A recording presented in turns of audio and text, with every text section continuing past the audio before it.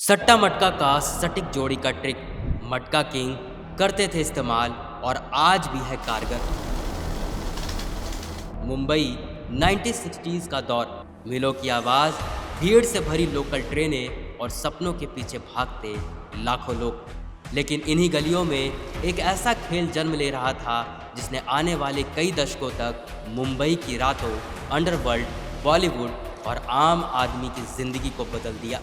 उस खेल का नाम था सट्टा मटका और उस खेल का सबसे बड़ा नाम था रतन खत्री, जिसे पूरी दुनिया मटका किंग के नाम से जानने लगी। सट्टा मटका एक तरह का जुआ है। यह खेल पूरी तरह से भारत में गैर कानूनी है और IBC 24 डिजिटल ऐसे किसी भी खेल को प्रोत्साहित नहीं करता है। ऐसे खेलों में लालच ना दिखाएं। कहानी शुरू होती है न्यूयॉर्क कॉटन एक्सचेंज से। उस समय भारत में लोग विदेश से आने वाली कॉटन ओपनिंग और क्लोजिंग रेट्स पर सट्टा लगाया करते थे। लेकिन जब यह सिस्टम बंद हो गया तब मुंबई के कुछ लोगों ने सोचा कि क्यों ना इसी बेटिंग को नए तरीके से शुरू किया जाए। फिर आया मटका का कॉन्सेप्ट। एक मिट्टी के घड़े यानी मटका में 0 से 9 तक की पर्चियां डाली जाती थी और उनमें से नंबर निकाले जाते थे और धीरे धीरे यह सिर्फ एक खेल नहीं बल्कि करोड़ों रुपए का अंडरग्राउंड बिजनेस बन गया। रतन खत्री का जन्म 1932 में कराची में एक सिंधी फैमिली में हुआ था। पार्टीशन के बाद उनका परिवार मुंबई आ गया। शुरुआत में वो साधारण जिंदगी जी रहे थे, लेकिन उनकी सोच बाकी लोगों से अलग थी। उन्होंने देखा कि लोगों को उम्मीद बेचकर बहुत बड़ा साम्राज्य खड़ा किया जा सकता है। उस समय कल्याण जी भगत का वर्ली मटका काफी फेमस हो चुका था। रतन खत्री ने वहीं से खेल सीखा, लेकिन वो सिर्फ खिलाड़ी बनकर नहीं रहना चाहते थे। उन्हें पूरा खेल अपने कंट्रोल में चाहिए था। इसलिए 1964 में उन्होंने शुरू किया रतन मटका। धीरे धीरे रतन खत्री का नाम पूरे देश में फैलने लगा। उस दौर में ना तो मोबाइल थे और ना ही इंटरनेट, लेकिन उनके नंबर पूरे भारत में सिर्फ टेलीफोन लाइनों के जरिए पहुंच जाते थे।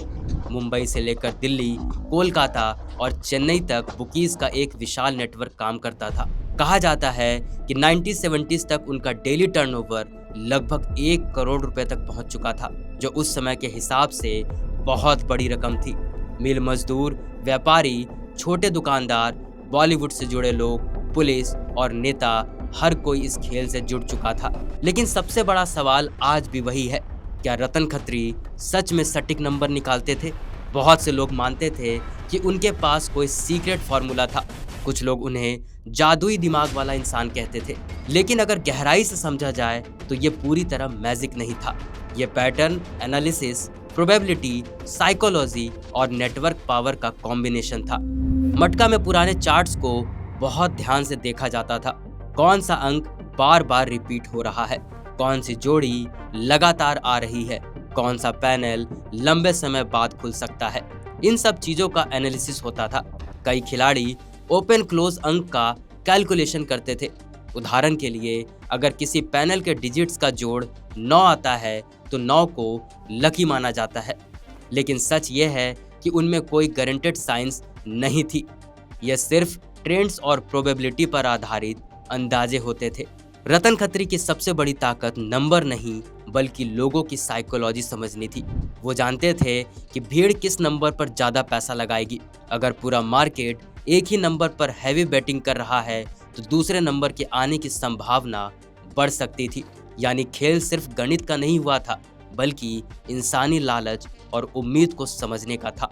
और इसी वजह से लोग उन्हें मटका किंग कहने लगे। 1970s और 80s तक आते आते मटका मुंबई की कल्चर का हिस्सा बन चुका था। रात में फ़ोन लाइंस बिजी रहती थी, लोग नंबर सुनने के लिए बेचैन रहते थे और कई परिवारों की किस्मत एक नंबर से बदल जाती थी। इसी दौर में अंडरवर्ल्ड और बॉलीवुड का कनेक्शन भी इस दुनिया से जुड़ने लगा। रतन खत्री ने 1976 में रंगीला रतन नाम की फिल्म प्रोड्यूस की, जिसमें ऋषि कपूर नजर आए थे। कहा जाता है कि रतन खत्री ने खुद भी इस फिल्म में कैमियो अपीयरेंस दिया था। इसे समझा जा सकता है कि उनका इन्फ्लुएंस सिर्फ गैम्बलिंग तक सीमित नहीं था। हालांकि मटका इलीगल था, लेकिन लंबे समय तक ये खुलेआम चलता रहा। इमरजेंसी के दौरान रतन खत्री को जेल भी जाना पड़ा। इसके बाद उन्होंने धीरे धीरे खुद को इस दुनिया से दूर करना शुरू किया। 1990s तक आते आते क्रिकेट बैटिंग, ऑनलाइन गैम्बलिंग और डिजिटल प्लेटफॉर्म्स ने मटका की जगह लेना शुरू कर दिया। लेकिन आज भी मुंबई की पुरानी गलियों में मटका किंग का नाम किसी लीजेंड की तरह लिया जाता है। अब कई साल बाद ये कहानी फिर से लोगों के सामने आई है। विजय वर्मा की नई क्राइम ड्रामा सीरीज मटका किंग में इसी दुनिया को बड़े स्तर पर दिखाया गया है। इस सीरीज में मुंबई के उस दौर को दिखाया गया जहां एक आदमी ने सिर्फ नंबर, दिमाग और नेटवर्क के दम पर करोड़ों का साम्राज्य खड़ा कर दिया। लेकिन आखिर में सबसे जरूरी बात यही है कि सट्टा मटका में सटीक नंबर जैसा कुछ पूरी तरह सच नहीं होता। कुछ लोग पैटर्न समझकर प्रेडिक्शन करने की कोशिश करते हैं तो कुछ लोग लक पर भरोसा करते हैं। लेकिन लंबे समय में यह खेल ज्यादातर लोगों को नुकसान ही देता है। रतन खत्री की कहानी सिर्फ गैम्बलिंग की कहानी नहीं है, बल्कि यह उस मुंबई की कहानी है जहां सपने, लालच, पैसा, पावर और चांस सब एक साथ चलते थे। इस वीडियो में फिलहाल इतना ही। बने रहें IBC 24 डिजिटल के साथ। नमस्कार।